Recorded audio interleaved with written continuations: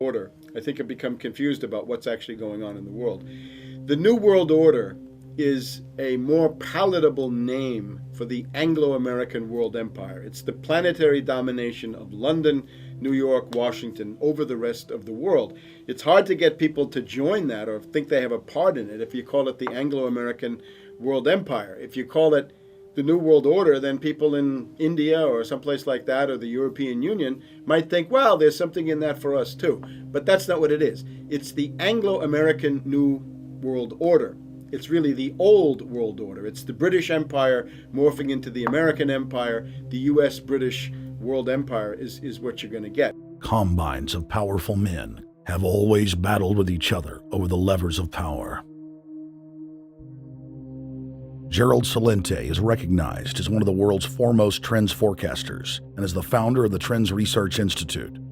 People that are knowledgeable know that the fight that this country has been waging since its inception is for the central bankers not to take over the country. And that's why people like Andrew Jackson were elected. And that's why people revere people like Thomas Jefferson and others.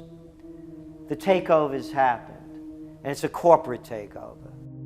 Agents of the Bank of England attempted to assassinate President Andrew Jackson on multiple occasions because of his resistance against a private central bank being set up in the United States. And it was something that Abraham Lincoln warned. And this is, by the way, why I believe he was assassinated. This is the Lincoln quote. "The money powers prey upon the nation in times of peace and conspire against it in times of adversity. It is more despotic than monarchy, more insolent than autocracy, more selfish than bureaucracy. I see in the near future a crisis approaching that unnerves me and causes me to tremble for the safety of my country. Corporations have been enthroned. An era of corruption will follow, and the money power of the country will endeavor to prolong its reign by working upon the prejudices of the people until the wealth is aggregated in a few hands and the republic is destroyed." Wall Street has killed Main Street.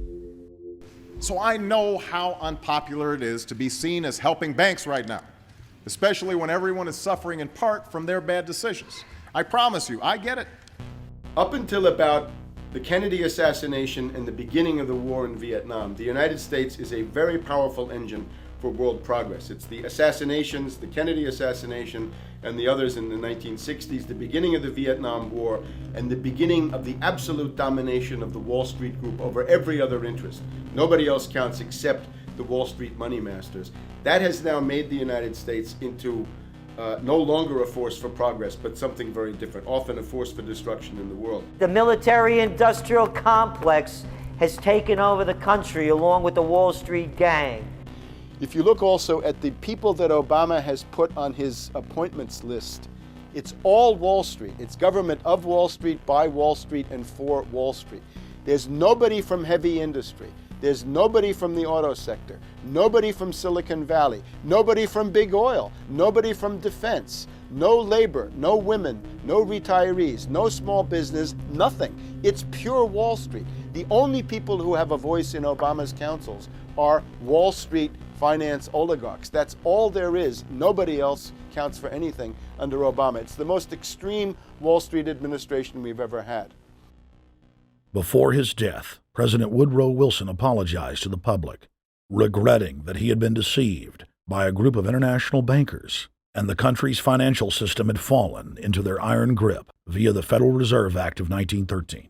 Whether sought or unsought by the military-industrial complex, the potential for the disastrous rise of misplaced power exists and will persist. Dwight D. Eisenhower, he warned the people that the military-industrial complex was taking over the country. Only 3 years after leaving office, President Eisenhower's prophetic warning concerning the threat posed to our system of government by the military-industrial complex came to pass. President John F. Kennedy had enraged the entire elite network. Now, Kennedy was brought in as somebody who was expected to be a puppet. It was thought that his pro-Nazi father, Joseph P. Kennedy, the bootlegger, the speculator, would guarantee that Kennedy would be obedient to the establishment. They thought that Kennedy was a sex maniac who could be manipulated through all of this, but it turned out that through his personal suffering, Kennedy had discovered a personal sense of himself which went beyond just being a puppet, and he began to think about things like economic recovery, world peace, having a space program, making deals with the Soviets, cutting the Federal Reserve down to size, and a whole series of other things. Executive Order number 11110, signed by President Kennedy, began the process of abolishing the private Federal Reserve. Kennedy was also pushing for real civil rights reform and had begun the process of pulling the troops out of Vietnam. The last time you had an actual president was Kennedy. The oligarchs took swift and decisive action. When John Kennedy attempted to take the government back from the robber barons, he was brutally murdered. The message to future U.S. presidents and leaders across the world was clear: do as you're told or die. John Fitzgerald Kennedy was the last true president of the United States. And until the globalists are removed from power, we will never have another real one. The other thing about the American presidency you've got to remember is that this is a puppet post. It's automatically going to be a puppet post. The idea that Obama is somebody who's going to come in and exercise real authority when he's obviously been chosen and given everything that he's got by these financiers. Presidents are now little more than corporate pitchmen who take all the political heat, while the controllers remain in the shadows, safe from public scrutiny. Hip-hop icon KRS-One is not just known for selling millions of albums. He has led a tireless crusade against youth violence and has been a strong voice for human rights. If they controlled it before, what makes you think they're not controlling it now? The country was on a verge of revolution. They threw a black man up. Now we like this.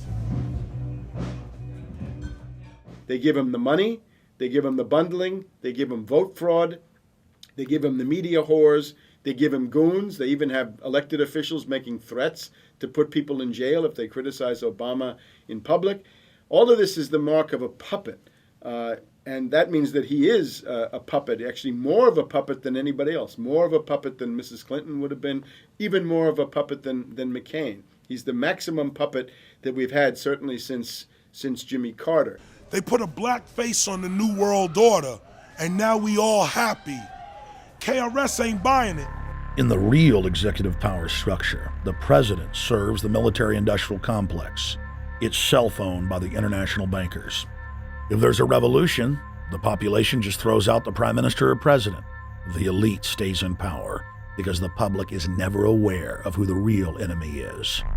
In Evian, France in 1991, standing before the Bilderberg Group, the apex of the world government power structure, David Rockefeller defined the New World Order as a system of world government serving the international banking elite. For decades, the banker-owned media would attack anyone who dared to warn the public that a dictatorial world government was being constructed right under their nose, and that national sovereignty was being deliberately destroyed.